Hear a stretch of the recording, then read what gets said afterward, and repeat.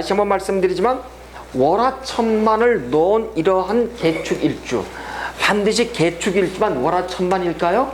아니죠. 일지가 진술충미를 낳다고 한다면 기본적으로 월화천만이다. 월화천만의 대표적인 직업이 뭐예요? 활인. 수성이라고 해요. 수성. 수성이라는 것은 활인업이고 기도하고 자영업이 아니에요. 근데 자영업도 이런 건 괜찮죠. 이런 활인, 그 다음에 보건복지, 의료, 그 다음에 결혼상담 이런 거 있죠? 이건 전부 다 활인업이에요. 응? 헬스장? 네. 그것도 보건복지. 누구한테 뭘 가르쳐 주는 거예요. 생명의 하여튼 건강을 가르쳐 주는, 이게 전부 다 활인이에요. 활인의 대표적인 거는 실제는 생살 여타를 좌지우지하는 아주 그런 센 직업들이 있죠. 이게 1차적이에요. 근데 우리가 보통의 사람들 얘기는 해당이 안 돼. 그런데 그 보통의 사람들에 해당될 수 있는 얘기는 뭐냐면 우리 인생이 그렇습니다. 우리 인생은요, 딱 20대 때 눈이 딱 만나면 어때? 부딪히면은 옵션 관계없이 일단 섞어보는 거야. 근데 옵션이 생기면 그때부터 야, 몸 비비자 그러면서 시작하자 이렇게 하는 거예요. 그래서 대차게 달게 되는데, 근데 이제 한 40 정도 되면은 서로가 이제 권태가 들어온다고. 그때부터 우리가 인생을 논한다고요. 괜히 만났네, 애들 때문에, 저런 옵션 때문에 이래가면서 말이지 투덜거리기 시작한단 말이에요. 그런데 그래서 내 팔자가 왜 이래, 아유 더러워, 한번 알아봐야지 라고 해서 알아보는 것이, 공부하는 게 뭐예요? 활인 공부하시는 거예요 그때. 그래요. 그래서 일단 이렇게 월화천만을 놓으면 활인 종교 신앙으로 들어가기가 굉장히 쉽더라. 우리는 이제 그렇게 이제 보는데, 자 그러면은 지금까지 우리는 주어진 일반 신설, 그 다음에 삼명통일을 통한 그림, 이런 걸 가지고 여기까지 우리가 싹 도출했다고 한다면, 이번에는 직접 이제 십성의 이운송 포태를 가지고 우리가 이제 하나하나 이제 대입을 해보는 거야. 자 보시면은 개축은 12운성의 포태가 어떻게 돼 있나요? 개축에 관대에 놓여 있어. 그러면은 대궁에 놓여 있다 이렇게 얘기가 되나요? 이해가 되셨나요? 대궁에, 대궁, 그렇죠? 이걸 우리는 봉법이다. 봉법으로 대궁이다. 이번엔 좌법으로 한번 가보시는. 좌법은 무슨 얘기예요? 어디 얘기야? 지장간 얘기예요. 자 보면은 개에 하여튼 뭔가 이렇게 있어요. 그러니까 육신의 우리가 십성으로 본다고 한다면 비가 들어와 있고 비겁이고, 그 다음에 또 인성 들어와 있고, 그 다음에 보니까 관성이 들어와 있더라. 물론 십성 다 좀 무슨 편이다 편이겠지만 비겠지만은 그냥 우리가 육신으로 그냥 십성을 따져보자는 얘기예요. 이랬을 때 비겁은 먼저 개수가 축에 들어오면은 어떤 얘기예요? 똑같이 관대야. 관대인데 여기가 위에가 우리가 봉법해서 우리가 궁이라고 얘기했는데 여긴 좌법 이렇게 얘기했어요. 그렇죠? 그렇습니다. 그래서 대궁에 놓이더라. 이해가 되셨나요? 되셨어. 그럼 관대가 지장간에 놓여 있구나 이런 뜻이에요. 그러면 나한테 비겁이 관대가 대자대궁이야 이런 뜻이에요. 여러분, 나의 형제가, 자 대라고 하는 것은 옷이에요. 대라고 하는 것은 옷이에요. 옷도 종류가 많아요. 어떤 종류냐면 우리가 20대에 입는 성공하는 옷이 있죠. 물론 결혼식 할 때 요즘 다 입어요. 뭐 턱시도를 다 입고 하는, 그걸 우리가 사모관 때 이렇게 옛날에도 그랬습니다. 근데 실제 약관에 20대 때 사복고 싶고 지금으로 본다면 붙어 사는 사람들이 있잖아요.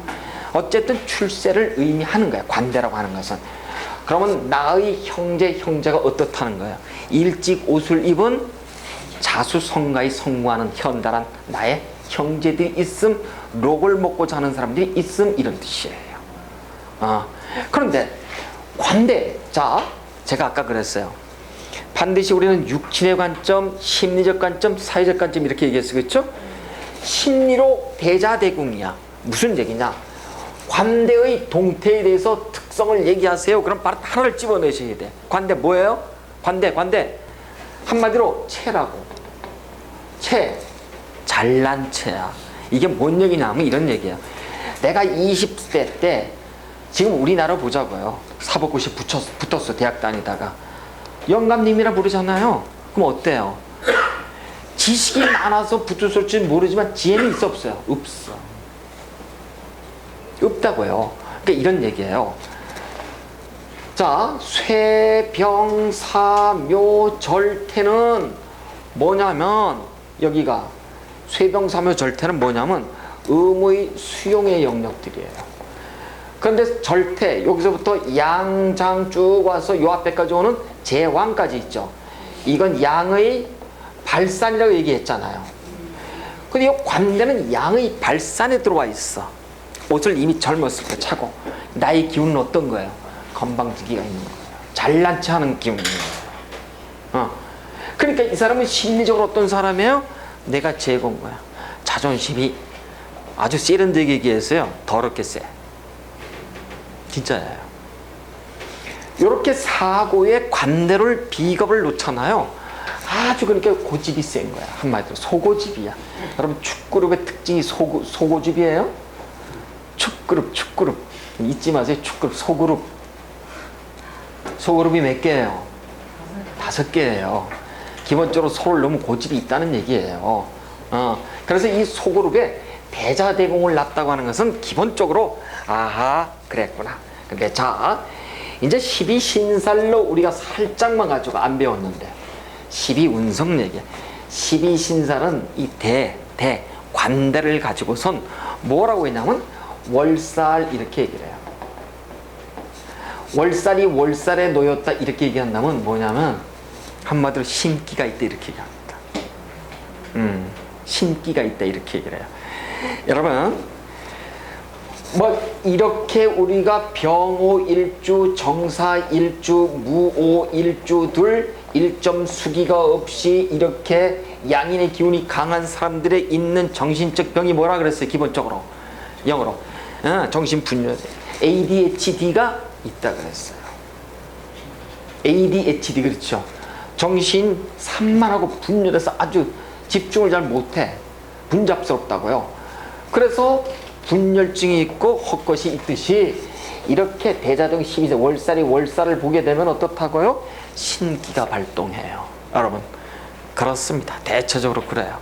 자 어쨌든 천천히 우리가 설명드리기로 하고 이렇게 관대 대자를 놨다고 한다면 이제 육친 그 다음에 심리 사회적 관점으로선 내가 비겁이 대에 놓여 있으니까 성공에 대한 심리가 대단히 강한 사람들 이렇게 보고 두 번째 이번엔 인성에 대해서 한번 우리가 공부를 한번 해보시자고요.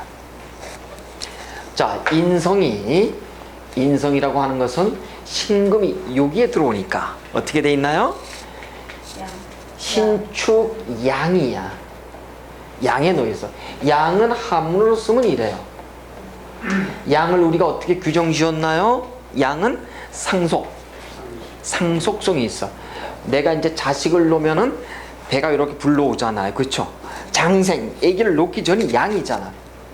그럼 이 아이가 낳았을 때 내가 뭔가를 준비를 해야 되잖아요. 그렇죠? 이걸 우리가 양을 놓으면 상속성이 있구나. 이렇게 우리가 본답니다. 자, 그러면은 인성이 양좌 어디에 대궁에 놓였더라. 이제 이해가 되셨어. 양은 내가 양육하고 내가 유경하고 내가 가르치고 내가 보듬는 거예요. 그럼 우리가 육친의 관점에서 보면 누구예요? 모친이네? 그럼 개축은 나의 모친을 내가 그렇죠? 결혼해서 모시고 살아야 돼. 여러분 아무나 모시고 살 수 없어요. 근데 보세요. 어떤 사람은 찌지게 가난해도 부모를 꼭 모셔야 되는 사람이 있고 어떤 사람은 여유가 있는데도 버리는 사람이 있어. 버릴 수밖에 없는 운명의 방정식 때문에 그래요. 욕할 필요 하나도 없어요. 팔자 공부를 하면은 다 그만한 이유가 있어요. 이 사람은 가난해도 반드시 부모를 양육해야 될 심리적인 어떤 그런 압박감이 대단히 강한 사람이에요. 그래서 인성이 이렇게 양으로 들어가 있다 그러면 어머니, 즉 음덕이 있어요, 없어요? 없어. 오히려 이 양을 가지고 우리는 천살 이렇게 얘기해요. 12에서 12신살 천살이 관대 대는 월살이죠. 오히려 천살이 월살을 받기 때문에 이 사람들은 뭐냐, 죽으나 사나 월화천반의 종교 활인명이다. 틀림없어요. 그래서 여러분 개축일주들이 나이 먹잖아요. 하는 공부가 있어. 무슨 공부예요? 이런 공부예요. 여러분 이 공부를 쭉 하시는 분들의 일지의 공통점을 보시잖아요. 대개 보면은 말이에요. 뭐 우리가 자평명리로 얘기하면 인성이 용신에 들어와 있거나 인성운에 들어와 있거나 최소한도 어떻다고요? 월화천반에 놓여 있거나 그렇습니다. 아무나 공부하실 것 같죠? 아니에요. 그렇지가 않아요. 그래서 일단 우리는 이렇게 인성이 이렇게 이렇게 들어와 있다고 한다면 이 사람이 만약에 인성의 직업을 갖는다고 한다면 개축은 인성은 양이라고 한다면 공부에 관해서 관점은 잘 짜는 사람이에요. 유경, 활인, 복지 이쪽에 잘 짜는 사람이에요. 그래서 이런 사람들은 기본적으로 유치원 같은 데 말이죠. 이런 쪽에 가서 누군가에게 교육교사를 한다라든가 아니면 이런 것을 배워서 누구에게 멘토가 돼준다라든가 이런 또 상당히 좋은 업장들이에요. 이렇게 우리가 볼 수가 있고, 그 다음에 이번에는 이제 관성을 가지고 우리가 좀 보는데 여기 보시면 뭐 이러저러한 얘기가 나와 있습니다만 관성을 우리가 이제 보시면은 자, 관성을 한번 볼까요? 관성은 요 기토가 축에 들어가 있다면 뭐가 되나요? 묘예요. 묘라고 하는 것은 진짜로 묘, 이걸 우리가 화계 이렇게도 얘기를 하는데 묘동지 사람 무덤을 얘기해요. 그렇죠? 근데 보니까 관성은 묘좌의 대궁에 들어가 있네요. 그러면 벌써 우리는 뭘 떠올리셔야 되냐면 이런 얘기를 떠올리셔야 돼요. 보시면 이 사람이 관성에 대한 얘기예요. 그렇죠? 관성에 대한 얘기는 누구의 육친으로부터 먼저 본 나의 여명의 입장에서 나의 남편이죠. 그렇죠? 여명의 입장에서 우리가 먼저 본다고 한다면 이것이 관성이 쉽게 말해서 묘에 들어가 있더라 이런 얘기입니다. 이럴 때 아까 이렇게 얘기를 했어요. 같은 비겁이 대자대공일 때 이 옷은 성공에 대한 옷이에요. 그렇죠? 이럴 때 묘를 보고 옷을 입는 것은 어떤 거라고? 이게 수의, 염습 이런 뜻이에요. 수의 요때 옷은 말이에요. 옷은 수의 염습이에요. 자, 그러면 이제 관대는 말이에요. 기본적으로 체야, 잘난 차. 왜 일찍 성공했으니까. 응? 그런데 관대라고 하는 것은 형이학적으로 두 가지 의미가 있어요. 성공에 대한 옷이 있고 또 하나는 죽을 수 있는 옷이 있더라. 수위가 있고 염습의 옷이 있더라. 이해가 됐어요. 근데 묘에 놓인 옷은 염습이더라. 그러면 이래요. 반드시 염습을 하면 죽어야 될 것인가? 그 의미로 보지 말고 두 가지예요. 하나는 몸이 아프다. 하나는 진짜 생리사별했다. 여러분 이별은 두 가지 양상이에요. 어떤 양상이에요? 그냥 이혼하는 경우가 있고 또 하나는 죽어서 사별하는 경우가 있어요. 생리사별. 그렇죠? 어쨌든 그렇게 헤어지는 경우가 있고 하나는 몸이 아픈 경우.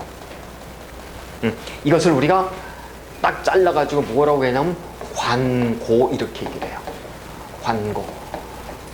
자, 관고라고 하는 것은 관이 어디에 들어와 있어요? 기본적으로 고에 들어와 있더라. 사고에. 네. 이거를 여명의 입장에서 관은 뭐냐면 남편의 성이잖아. 관성은. 그렇죠? 얘기해서 이것을 우리는 부성이라고 얘기를 해요. 지압이 부자를 써서 비열자를 써서 부성이 어디 들어와 있어요? 임묘했더라. 임묘했더라 이렇게 했어요. 부성이 임묘다. 부성 임묘 이꼬로 관고다. 그러니까 앞으로 제가 관건이 부성 임묘니 이런 얘기를 할 거예요. 용어가 어려울 수도 있지만 빨리빨리 여러분 캐치하시면 돼. 그러니까 이런 얘기예요. 여명의 입장에서 기본적으로 월화천만을 깔았다. 그러면은 틀림없이 육치는 흉에 들어갈 것이다. 근데 어떤 사람은 보니까 전혀 깔았는데도 불구하고 이런 경우예요. 어떤 여명의 입장에서는 이래. 이 여명이야. 여기에 금이 있어요, 없어요? 지장간에 없잖아요. 관이 없잖아. 그렇죠. 물론 갑진은 쇠를 받지만은 이 사람이 여기 어디에 경이 있을 수도 있고 신이 있을 수도 있잖아요. 그렇죠. 근데 이 사람이 신이 있었다고 보자고. 여기 뭐야? 신지는 묘로 들어오잖아. 그렇죠. 그러니까 이 사람은 이런 얘기예요. 신년이 들어오면 나의 남편이 어디로 들어간다? 묘에 들어가는 거야 이제. 그러면 천하가 없어도 잘 먹고 잘 사는 남자라고 하더라도 갑진의 여명의 치맛바람 속에서 어떻게 된다고요? 먹고 살아야 돼. 쉽게 말해 둘 중에 하나야. 이혼수가 들어오든 실직을 하고 공처가 된 둘 중에 하나야. 아셨겠죠? 그러니까 여러분 반드시 내 밑에 고에 놓여 있어야만 되는 것이 아니고 행운에 들어와도 이 남편이 언제쯤 이렇게 될 것인가를 우리가 알 수가 있어요. 이해가 되셨어요? 그래서 자 일단 이렇게 관고에 놓였다 하는 것을 우리는 부성인묘요 관고 이렇게 얘기합니다. 네. 그런데 지금부터 여러분 이제 특징을 배우셔야 돼. 관고에 놓이면은 특징이 있어요. 특징이 여러 가지가 있는데 첫째 여명은 첫째 가주가 되더라. 가주. 여러분 여명의 입장에서 관고를 놓잖아요. 남편을 존경하든가요? 안 해요. 남자를 우습게 알아요. 우습게 한다니까? 그래서 두 번째 부성, 즉 남편을 공경하려고 하는 심리가 별로 없어요. 자기가 나가서 가주니까 일해야 돼요. 틀림없이. 세 번째, 남자를 보는 눈이 까다로워. 굉장히 까다로워. 네. 그런데 고르고 나면 뭐예요? 제 눈에 안경이에요. 네, 그게 그거라고요. 그래서 선을 많이 보는 사람들이 누구예요? 월화천만에 관고를 놓은 사람들이에요. 관을 직접 밑에다 까는 사람들이 있죠? 전부 다 그래요. 자, 그러면은 이제 네 번째, 가주가 되면서 남편을 공경하지 않는다고 한다면은 이 사람은 타 이성에 대한 관심이 있다 없다? 있어요. 근데 남자를 기본적으로 어떻게 한다고요? 남자를 기본적으로 우습게 여기는 거야. 그러면서도 이성에 대한 관심은 있어요, 실제요. 그래서 이렇게 관고를 놓잖아요. 관고를 놓고 이성에 대한 관심을 가지면 어떤 현상이 되는 줄 알아? 이걸 남난 이렇게 얘기해요. 남자로 인해서 만난 남자가 어떤 남자예요? 대체적으로 못된 남자를 만나기 일쑤입니다. 그래서 이게 그래요. 이성이라는 게 꼭 우리가 사랑이라는 것이 아름다울 수만은 없어요. 헤어질 때 보면 돈 문제 뭐 등등의 어떤 법적인 문제도 돼도 되는데 대체적으로 관고를 놓은 사람들은 못된 사람을 만날 확률이 굉장히 많더라. 그런 얘기입니다. 왜 그러냐면요. 이 관에 대해서는 관성에 대해서는 다시 설명드릴게요. 여기 이거 보실까요? 이렇게 일지가 이게 지금 편관이죠. 그렇죠. 편관이 거의 편관이죠. 제가 아까 이렇게 얘기했어. 편관과 칠사를 구별하는 방식이 있다 그랬어요. 그렇죠. 식신이 있냐 없느냐.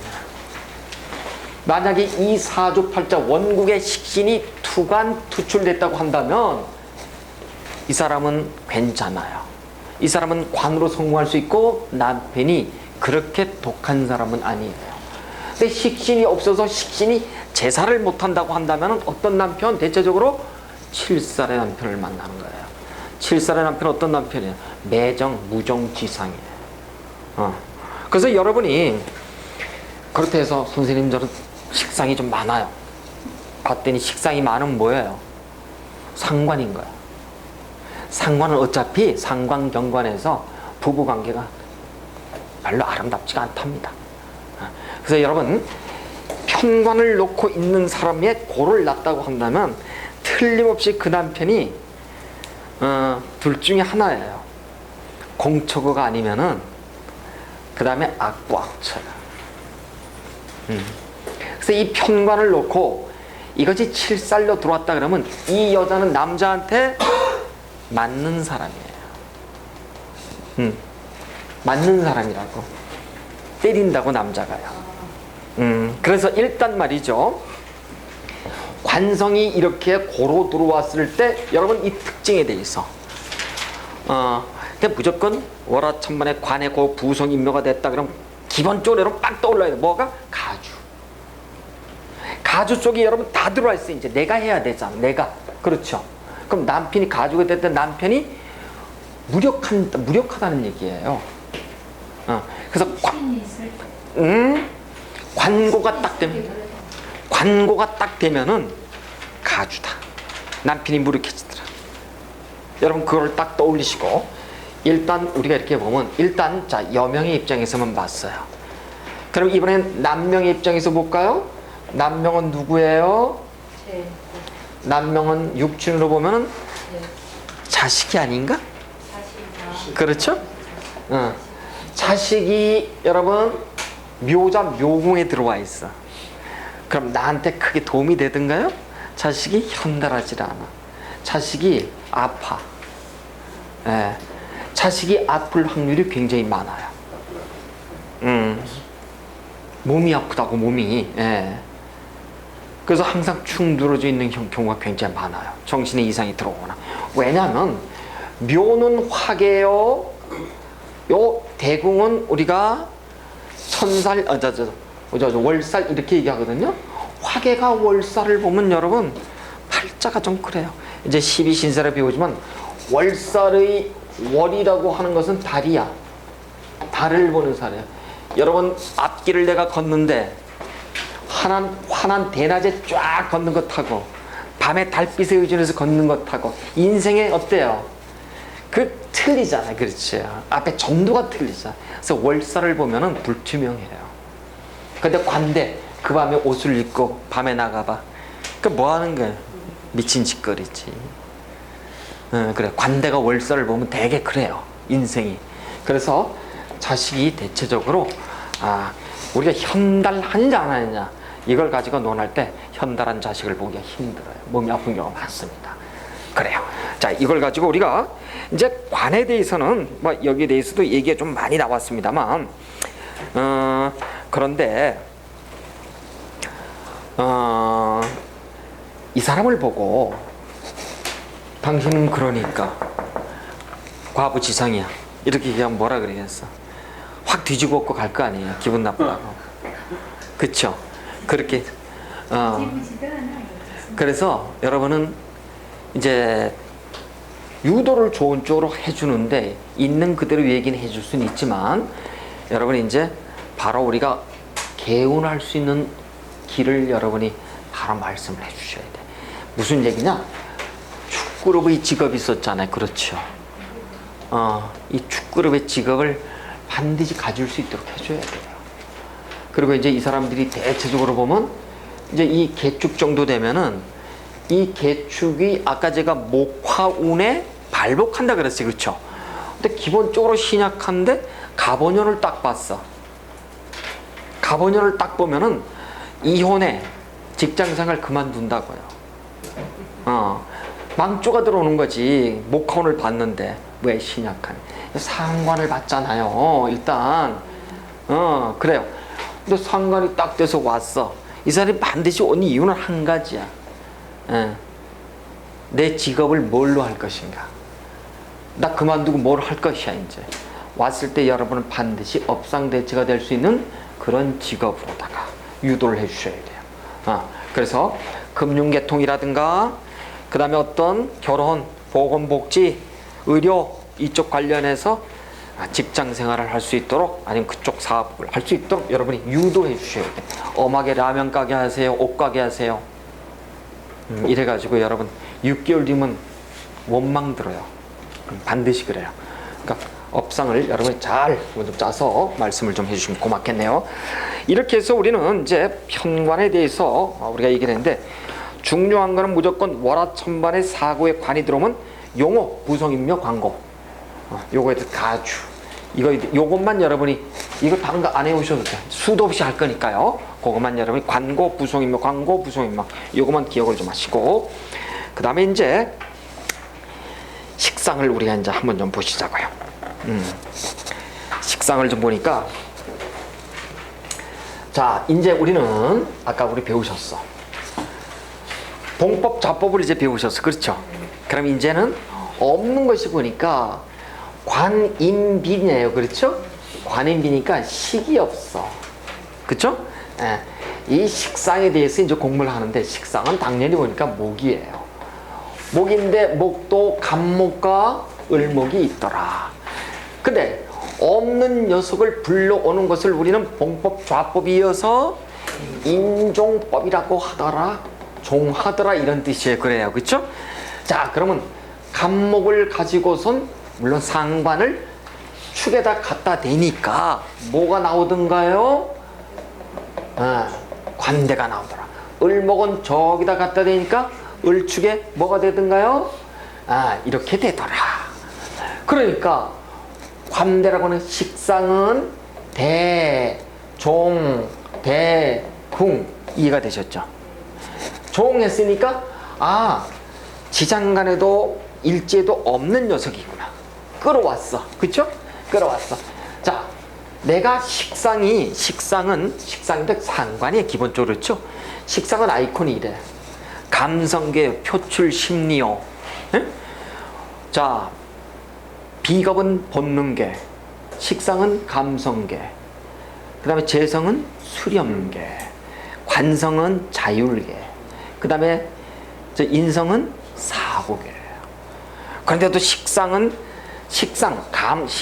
감성계 중에서도 연구심리, 상관은 표출심리. 우리는 자평명리 때 배웠단 말이에요. 자, 아이콘이 이래 벌써. 그렇죠? 아이콘인데 관대의 아이콘은 또 어때? 이렇잖아. 체잖아. 잘난 체고. 식상이 이 사람이 여기 와 있다. 갑축의 간대제. 진짜 깝죽대는 거야. 갑이 축을 봤을 때 진짜 깝죽거린다고요. 진짜. 갑축관을 봤으니까요. 그래서 일단 이런 사람들은 아까 얘기했어요. 제가 갑오년이 되면 어떤다고요? 진짜 깝죽때리는 거야. 그러다 홀랑 다 털어먹어. 왜? 오화와 축이 만나면 뭐가 된다? 원귀가 되는 거야. 원귀. 원진규문이 되는 거야. 깝죽대다가 직장 말아먹고 이별수를 만나게 되는 거야. 그래서 일단 말이죠. 조심하셔야 되는데, 식상이 관대에 이렇게 났으면은 대단히 잘난 체 하는 사람 중에 한 사람이에요. 만약에 개축에 간목을 났다고 한다면은, 그런데도 불구하고 일단 식상 을목을 났다고 한다면 을축이 쇠에 들어와 있죠. 그렇죠? 식신이 쇠에 들어와 있어. 만약에 이 사람이 여기 들어와 있다 이거야. 식신이 쇠는 뭐예요? 반환이잖아. 좋은 거야, 여러분. 식신에 먹고 사는데 괜찮아. 그러면서 보니까 편관을 어떻게 다스리죠? 이 사람이 을목을 낳았으면 성공하는 사람이에요, 기본적으로. 그런데 보시자고.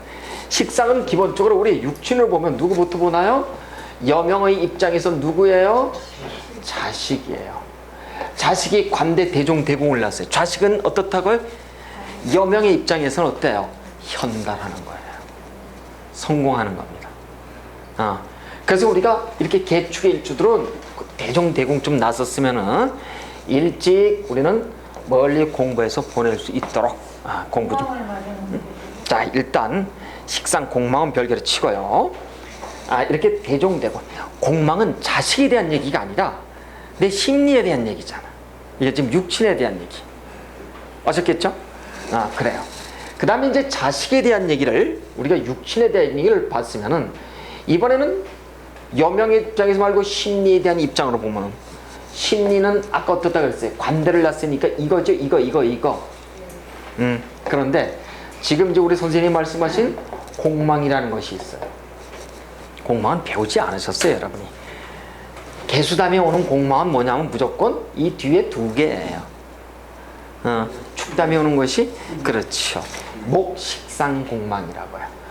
그러니까 자식은 현달할 수는 있지만 나의 심리가 목식상이 공망인 사람들은 어떤 사람들이에요? 대단히 잘난 척을 할 수 있는 소지가 굉장히 많은 사람이에요. 식상이 공망이다라고 한다면, 자, 공망에 대해서 여러분 이제 상관이 공망이냐 식신이 공망이냐 틀려요. 식신이 공망이면 소신박약이야. 근데 상관이 공망이면 어때요? 능서능대예요. 못할 게 없는 사람이에요. 그래서 우리는 일단 공망을 이렇게 식상으로 놓은 사람들은 없는 무엇인가를 찾으려고 하는 심리가 대단히 강한 사람들, 우리가 그렇게 볼 수가 있답니다. 자, 그래서 일단 식상을 가지고 없는 것을 가지고 우리는 12토태로다가 들이댄 것을 우리는 인종법이라고 얘기한다. 인종법. 자, 이 정도만 가지고 이제 보시고요. 그 다음에 이제 식상이 공망에 들었다고 한다면은 기본적으로 축토, 동토에 들었다고 한다면 자식에 관해서는 기본적으로 아까도 얘기했지만 산액이 있어요. 꼭 공망에 들었다기보다는 축토에 식신을 낳기 때문에 식상을 공망이 있을 수 있다. 산액이 있을 수 있다. 이렇게 얘기를 하고, 자, 그 다음에 또 하나 보니까 재성이네. 또 재성을 안 했네. 관인비에 식상을 냈고 이번엔 재성을 또 해야 되네. 자, 보시죠. 이번에는 재성은 말이에요. 재성은 당연히 화인데, 화라고 하는 것은 나한테 병화와 정화를 가지고 우리가 본다고 한다면, 병화는 병축이 들어오면 뭘로 들어와 있나요? 병축은 뭐죠? 그 다음에 정은 뭘로 들어와 있죠? 자, 그렇습니다. 이런 얘기입니다. 재성은 양종 대궁에 놓이고, 또 하나 정화는 묘종의 대궁에 놓이고, 이런 뜻이죠. 그러면은 양은 아까 이렇게 얘기를 했어요. 양은 상속성이 있고, 양은 내가 유경하고 교육하고 가르치고 입양하고 내가 입양 가고 이런 뜻이 있다 그랬어요. 그러니까 쟤는 누구로부터 하면 남명의 입장에서 볼 수 있죠. 남명의 입장은 누구예요? 부인이야. 부인이 양종대궁이야. 부인이 양이다. 물론 남편은 부인을 어떻게 돼요? 건사해야 되잖아요. 당연해. 근데 부인의 동태는 양에 놓여 있으면 누구의 도움을 받아야 될 정도면 남편의 입장에서는 어떤 사람이에요? 바람직한 동태는 아닌 거예요. 그래서 양은 우리가 천사를 놓고 대는 우리가 월사를 놓는다 이러거든요. 어쨌든 보니까 제가 천의 월사로 들어와 있어요. 그러면 천억 없어도 월화천반에 이런 사람들도 당연히 공부해야 될 사람이구나. 우린 그렇게 근데 부인의 동태는 그렇게 바람직하지 않구나. 단지 부인이 양종대구니까 어떤 사람일까요? 공부해야 될 사람이에요. 이런 사람들은 부인이 이런 공부를 해도 문제없는 사람들이에요. 부인이. 그래서 이런 부인 이쪽에 우리가 유경에 아니면 이런 지금 활인의 공부를 하는 사람을 만나도 괜찮고, 그 다음에 부친의 동태를 우리가 살핀다. 부친이 양종대궁에 놓여 있다. 내가 부친을 양육해야 될 팔자니까 음덕이 있을까요? 없어요. 음덕이 없어요. 선상 내가 먹고 살아야 될 자수성가 명식이랍니다. 자, 그래서 우린 재성에 대해서 이렇게 여기까지 얘기를 쭉 하면서, 자, 이렇게 얘기를 하고 보니까, 물론 이제 정화라고 우리가 또 한다면은 묘종 묘궁에 들어가기 때문에 별도의 문제가 되겠습니다만, 정화가 여기에 들어간다고 한다면은 또 별도의 정축 묘에 들어가 있고 관대 묘에 들어가 있으니까 별개의 문제겠지만, 만약에 정화가 들어가 있다고 보시자고요. 정화가 남명의 입장에서는 어떻게 됐나요? 부인이 묘에 들어가 있죠? 관대를 낳죠? 반드시 부인이 아픈 사람이에요. 그래서 어느 쪽도 이렇게 우리가 남명의 입장에서는 제의 동태가 바람직하지 않다. 이렇게 우리가 알 수가 있더라. 자, 그러면 이제 시간이 좀 지나가는 것 같은데요. 이렇게 한번 보시자고요. 덥지만 조금만 여러분 참고 좀 들으세요. 이번에는 우리가 도망력이라고 하는 것과 또 하나는 화수과 호신에 대한 얘기를 우리는 반드시 기억을 하셔야 돼요. 도막력은 기본적으로 어느 쪽에 3 합을 보시고 고신과 과습은 방합으로 본다. 이게 무슨 얘기냐면 이런 얘기예요. 도화는 12신설에서 연살이라고 얘기해요. 연살이라고 얘기하면 그대로 우리가 축이라고 하는 것은 삼합에 보니까 기본적으로 사유축이에요. 사유축인데 그대로 놓고 보면은 지장화야. 지살과 장성살과 화계. 근데 이걸 우리가 연살의 입장에서 보면은 뒤, 요 뒤에 있는 거, 연, 반겁 이래서 여기에 놓여있는 오화가 뭐예요? 이게 도화야. 망신은 압천망육 그래서 여기 앞에 놓여있는 녀석들. 신이에요. 역마는 충역제월 그래서 요거 지금 충하는 녀석이 있죠. 뭐예요? 우리가 이렇게 도식을 끌어냈어요. 자, 이번엔 두 번째 방합이에요. 축은 방합이 뭐예요? 앞에 와 있는 월화천방, 뒤에 와 있는 사생. 해수 앞에 놓이는 것은 축 뒤에 오는 것은 사생이 그래요. 그러면은 이런 얘기가 됩니다. 이제 이러한 도식을 우리가 끄집어내 가지고 보게 되면은 이런 얘기. 여기 두 개는 여명에 대해서 주로 보고 요 두 개는 남명에 대해서 보는데 어느 쪽도 공통적으로 본다. 그러나 기본적으로 그렇다는 얘기예요. 자, 보세요. 이 도화가 들어온 오화를 보시자고. 여명의 입장에서 오가 들어왔어요. 그렇죠? 그럼 뭐가 들어왔나요? 재가 들어왔네. 그렇죠. 재의 오축이 들어왔어. 그러면 오하고 죽이 들어오는 이때에 도화가 들어오더라. 도화가 들어오면은 재성도화 이렇게 얘기합니다. 여자는 말이에요. 우리가 매간제득 그래가지고 몸을 가볍게 여길 수가 있어요. 그러면 오화가 들어오는 해에 몸을 가볍게 움직여 재성도하기 때문에요. 남자 같으면 매간제득 그래서 삽니다. 여자를 사는 운으로 들어와요. 어쨌든 오죽이라고 하는 것은 여러분 뭘로 들어와 있나요? 오죽. 원진, 귀문 이래서 원귀로 들어와 있어요. 그렇죠? 원귀. 원진과 귀문 이렇게 해서 원귀로 들어오더라. 제가 이제 원진과 귀문은 언제 다시 한번 제가 쭉 설명을 드릴 거지만 이렇게 들어오면은 대체적으로요. 이 원진과 귀문의 특징이라고 하는 것은 부부 싸움이에요. 부부 불화예요. 첫 번째. 어떤 집안에도 원진 귀문 들어가고 편한 집안이 별로 없어요. 실제 그 해가 들어오면은요. 이런 운이 들어오고 그 다음에 또 여기서 신이 들어온다, 해가 들어온다. 이건 별개로 치고 그 다음에 또 하나 이렇게 보시자고요. 이렇게 술이 이제 들어왔다고 보시자고요. 술이 들어오면은 축술에 뭐가 들어오나요? 이렇게 형이 들어오죠. 그래요. 그러면 이제 여러분 이제 안 배우셨지만 술이 들어와서 축을 열어버린다고. 이걸 우리가 계고 이렇게 얘기를 해요. 계고는 좀 더 배울 거예요. 술이 들어와서 축을 열어버리면 이것이 형이다. 그 다음에 이것이 예를 들어 충이다. 어떤 쪽이든 간에 사고는 그 장간 기물이 열려서 나오더라. 나오는데 가장 중요한 건 이거예요. 돈이 나올 것인가. 돈의 관점. 나한테 지금 재는 없어요. 그렇죠? 없지만은 이랬을 때 중요한 건 뭐냐면은 기본적으로 재가 아니면은 육친의 배우자예요. 요 기토가 나와서 예를 들어서 여기 어디에 간목이 어딘가가 있었다. 그러면 두 놈이 붙어서 합반합가하더라. 우린 그렇게.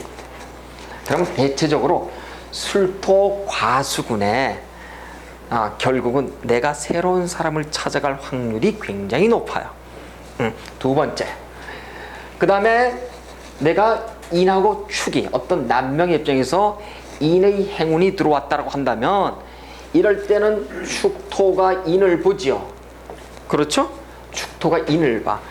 그러면은 이랬을 때 보니까 축이 인을 보게 되면은 우리는 여기서 보면은 축의 개신기가 이렇게 있어요. 지장가 들어가면. 그 다음에 무, 병갑이 이렇게 있죠? 이게 지지가 다 어떻게 되나요? 다 암합으로 들어와. 남자는 틀림없이 개축일주들은 인연이 들어오면은 암합이 과해져 버려. 그러면 자, 암합이 과해져서 들어오면 어떤 게 들어온다고요? 이걸 갖다가 정이 지나치다 그래서 과정유어 이렇게 얘기를 해요. 다시 얘기해서 암합이 많이 들어온다고 한다는 것은 옆집 쌀집 아저씨가 된다는 얘기예요. 어떤 이성도 다 좋아한다는 얘기예요. 다시 얘기해서 부화내동한다는 거야. 부화내동한다는 건 무슨 얘기예요? 암합이 중중하게 들어왔잖아요. 다 들어오죠? 쉽게 말해서 일탈한다는 얘기예요. 일제에서 축을 깔고 있는 사람은 다 같은 얘기예요? 아니. 세운에서 우에서 들어왔을 때요. 그러니까 일제에 축을 깔고 있는 사람이 우에서 운이 들어왔을 때 다 그렇게 된다는 얘기예요? 일단은 기본적으로 그렇다는 얘기예요. 그러면서 천간도 전부 다 어떻게 들어와요? 이렇게 천간 지지가 다 어떻게 돼요? 합으로 들어와 있죠, 이렇게? 간지, 그 다음에 암명합이 한꺼번에 들어와. 이랬을 때는 피할 수 없더라. 어쨌든 지금 말이에요, 우리는 이렇게 도망력과 고신, 과숙에 대해서 이렇게 설명을 하고 있습니다만, 아마 지금 처음 들으신 분은 도대체 무슨 얘기인지 잘 모르겠다 이렇게 얘기할 수도 있어요. 그런데 자꾸 수도 없이 제가 도망력이요 고신, 과숙을 자꾸 얘기할 거니까 여러분 전혀 그런 이제 하여튼 지금 용어에 대한 어려움은 있겠지만은 기본적으로 그렇다는 것을 여러분 잘 들으시고요. 이렇게 축하고 인이 들어왔을 때 거의 예를 들어서 어떤 사람이 축을 놓든 어떤 사람이 인을 놓든 축이 들어오죠. 인이 들어오죠. 암합이 들어왔을 땐 그 애는 일탈의 기운이 굉장히 강해지더라. 이런 과정유어 이렇게 얘기를 합니다. 우리가 저 사주 척경에 이석영 선생님 그런 책에 보시면 여러분이 하여튼 정이 지나쳐서 반드시 하여튼 일탈할 수 있는 기운이 대단히 강하더라. 그래서 남명의 입장에서는 어쨌든 간에 인연의 고신이 들어오면 자칫 요 축하고 인이 암합으로 들어오면은 어떻다고요? 고신, 즉 이혼할 수가 빌미가 주어지는 거예요. 그러니까 이제 우리가 개운이 됐죠. 알았잖아요, 그렇죠? 그럼 조심하셔야지. 이게 개운인 거예요. 근데 모르면은 그렇게 된다니까요.